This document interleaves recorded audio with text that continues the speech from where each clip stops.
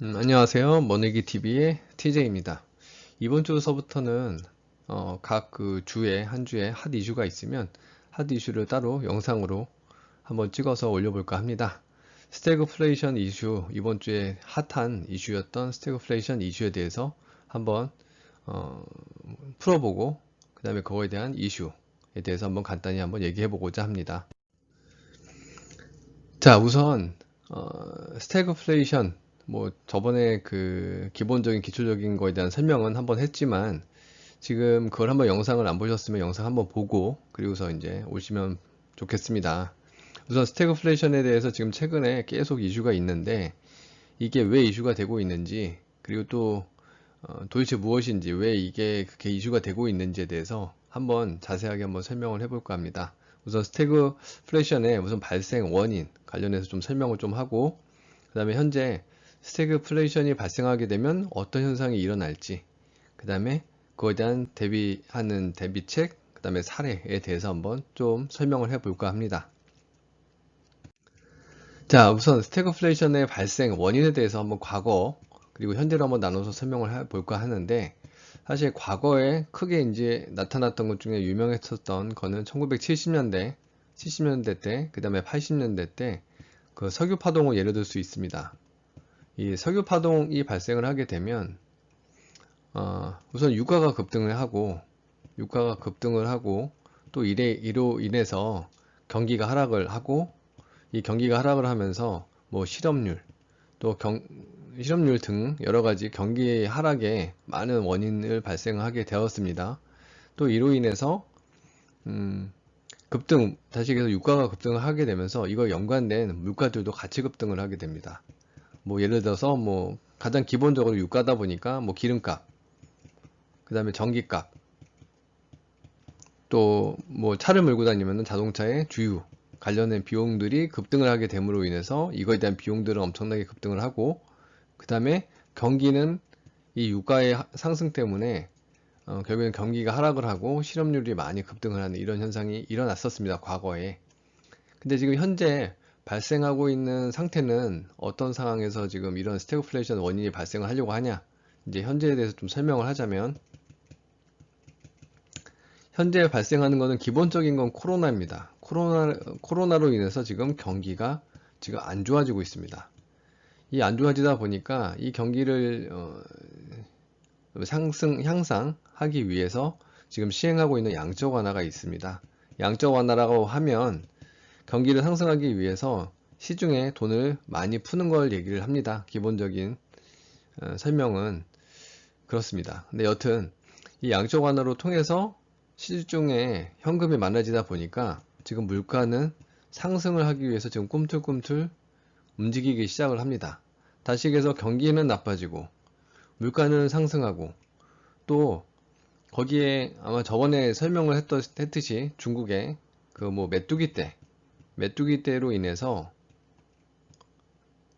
지금 각 국가에서는 보호무역을 지금 시행하고 있습니다. 이 보호무역이란 자국을 위해서 수출을 제한을 합니다. 근데 동남아시아 쪽에 있는 많은 국가들 중에서 수출 제한을 많이 하는 것 중에 하나가 식량을 이제 제한하다 보니 각 나라의 식량값이 지금 급등하고 있습니다. 식량값은 급등을 하고, 다시 그래서 물가는 급등을 하고, 그 다음에 경기는 코로나 때문에 안 좋아지는 그런 상황이 계속 반복적으로 일어나기 시작하면서 지금 스태그플레이션이 일어날 가능성이 있다. 거기에 지금 중동에서도 약간의 러시아, 그리고 중국, 이렇게 여러 가지 원인에 의해서 지금 중국에서의 어떤 유가까지도 약간 지금 흔들리는 그런 상황이라, 이게 복합적으로 스태그플레이션에 일어날 수 있는 원인으로 지금 발생할 가능성이 있다, 이렇게 보시면 되겠습니다. 자, 그러면은 스태그플레이션이 발생을 하면 어떤 현상이 일어나느냐? 뭐 당연히 아까 전에도 계속 설명을 했지만 물가는 급등을 하고, 그리고 경기는 하락을 합니다. 경기를 하락한다는 것은 각 기업의 매출과 그 다음에 수익이 감소하기 때문에 결국에는 인원 감축이 일어납니다. 이런 감축이 일어나기 시작하면 결국에는 소비 심리는 감소하고 결국에는 경기는 더 심하게 침체가 되기 시작합니다. 자, 그러면 실업률이 높아지고 그러다가 보면 결국에는 그거에 대한 불평, 불만들이 많아지기 시작하면서 이거 자체가 사회 문제로서만이 발생하게 됩니다. 그러니까 다시 얘기해서 돈 있는 사람과 돈 없는 사람의 그런 차이가 더 많이 발생을 하기 시작하면서 이런 것들이 사회 문제로 발생하기 시작하면서 뭐 폭동도 일어날 수도 있고 여러 가지들이 많이 발생을 하는데 그게 사실 스태그플레이션의 한 예 중에 하나입니다. 어떻게 보면 지금 그 유명한 베네수엘라 같은 경우 지금 많은 사람들이 지금 이렇게 돈 많은 사람과 없는 사람의 차이가 엄청나게 많이 나고 또 그로 인해서 뭐 폭동도 일어나기도 하고 여러 가지 문제가 발생을 하는데 그게 사실 스태그플레이션에서 많이 일어나는 것 중에 하나입니다. 자, 근데 거기에다가 물가는 상승하고 경기를 하락하기 때문에 사실 물가 상승하게 되면 사실 금리를 올리는데 이게 금리를 올리면 결국엔 경기가 또다시 하락을 할 수 있는 가능성도 다시 높아지기 때문에 금리를 높이기도 힘들고 또 금리를 또 낮추기도 힘들고 이게 사실 가장 뭐 인플레이션, 디플레이션도 많이 있지만 사실 가장 힘든 상황이 사실 스태그플레이션입니다.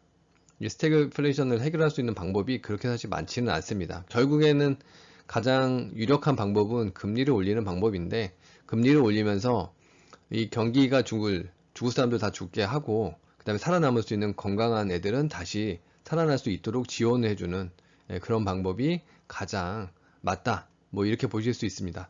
예전에 IMF 때 갑자기 금리를 저금리에서 고금리 20%로 갑자기 급등을 시켰을 때 많은 기업들이 만약에 죽었는데 살아남을 기업들은 살아남지 않았습니까? 그런 식으로 살아남을 기업들은 살아남기면서 그러면서 어떤 면역력을 올리는 그런 방법이 그러니까 어쩔 수 없이 피해를 보는 건 당연하다 이렇게 볼 수밖에 없습니다. 이거 해결할 수 있는 방법은 자 그러면 스태그플레이션에 대해서 투자 관련해서 어떤 투자가 있는지 한번 설명을 한번 좀 해볼까 합니다. 우선은 뭐 우리가 유명한 우리 워렌 버핏 같은 경우는 금강업 업체 여기에 베리골드라는 주식을 대량으로 사실 매입했다라고 해서 며칠 전에 저번 주 정도에 한번 이게 이슈가 돼서 올라온 적이 있었는데 이런 식으로 투자를 해서 직접 그 회사에 직접 투자를 해가지고 투자를 하는 방법도 있습니다. 그러니까 이 주식 투자가 좀 더 유리한 뭐 여러 가지 얘기가 있는데 실제 만약에 현물을 투자를 했을 때 이게 만약에 2배가 오른다 그러면 주식은 거기에 비하면 이 2배보다 더 2배를 더 뛴 4배 정도 더 크게 많이 움직이기 때문에 워렌 버핏 입장에서는 주식이 더 유용하다 이렇게 해가지고 주식을 투자했다 이렇게 볼 수 있을 것 같습니다. 또 이제 유튜버들은 많이 금에 대한 투자를 많이 얘기를 하고 있는데 뭐 이거다 어떻게 보면 워렌 버핏하고요 어떤 같은 맥락이라고 이제 볼 수 있겠죠. 자, 금에 대한 이제 시세를 보게 되면은 이제 최근에 고점을 완전히 뚫고 완전히 지금 올라가 있는 상태인데 이게 이렇게 너무 많이 올라가 있기 때문에 이거 시세가 지금 어떻게 될지 사실 모릅니다. 올라갈지. 근데 얼마큼 떨어질지도 우선 모르고 그래서 이거는 이제 잘 이제 고민 좀 해보시고 공부 좀 해보셔야 될 것 같고요. 그리고 이제 주식 쪽에도 이제 투자를 많은 얘기를 하고 있고 유튜버들도 많은 얘기를 하고 있습니다. 거기에 많은 뭐 대출까지도 해서 투자를 해라 이런 얘기들이 하도 많다 보니까 근래에 주식 상승을 보다 보면 개인들이 주식을 좀 많이 좀 끌어올리는 그런 경향이 있습니다. 뭐 그것도 사실 공부가 필요하지만 여튼 주식도 괜찮다 이렇게 볼 수 있고요. 그 다음에 부동산 쪽에서는 부동산 토지 관련해서 투자를 유도하는 곳도 많이 있습니다. 뭐 제가 생각하기에는 가장 지금 현재 이런 대비책으로 가장 좋은 거는 사실 주식이 가장 최고라고 보고요. 물론 이건 제 생각이니까 뭐 참고해 보시면은 괜찮을 것 같습니다. 그리고 이제 두 번째로 보신다 그러면 이런 금강업체 쪽에 투자하는 거 아니면 직접 투자하는 거 그리고 부동산 같은 경우는 제가 생각하기에는 저는 아직 비추 쪽이라 네 이거는 지금 투자 방법에 대한 설명이었기 때문에 우선 1번, 2번, 3번에서 한번 투자를 하는 것도 방법이 아닐까? 네, 이런 생각이 좀 듭니다. 우선은 어떤 데 투자를 하던지 간에 본인의 성향을 맞추고, 그 다음에 거기에 대한 사실 공부를 하고, 왜 그거를 투자를 해야 될지에 대한 어느 정도 판단이 있는 상태에서 투자를 하는 게 가장 좋을 것 같습니다. 그래서 그거에 대한 대비를 좀 하시고요. 잘 선택을 해서 나중에 크게 성공할 수 있는 성공 투자 되었으면 합니다. 오늘의 영상은 여기까지 하겠습니다. 감사합니다.